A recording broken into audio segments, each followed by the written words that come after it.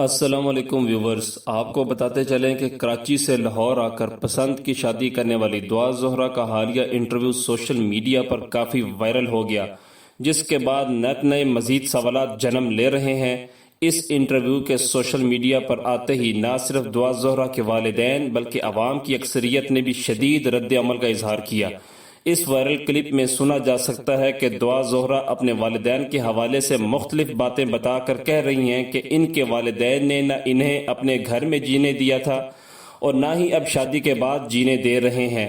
نہ صرف یہ بلکہ دعا زہرا نے اپنے والدین کے حوالے سے یہ تک کہہ دیا کہ انہیں اب اپنے والدین سے نفرت ہو گئی ہے۔ ویورز، دعا زہرا کے والدین جو بھی کر رہے ہیں وہ اس کی بہتری کے لیے کر رہے ہیں۔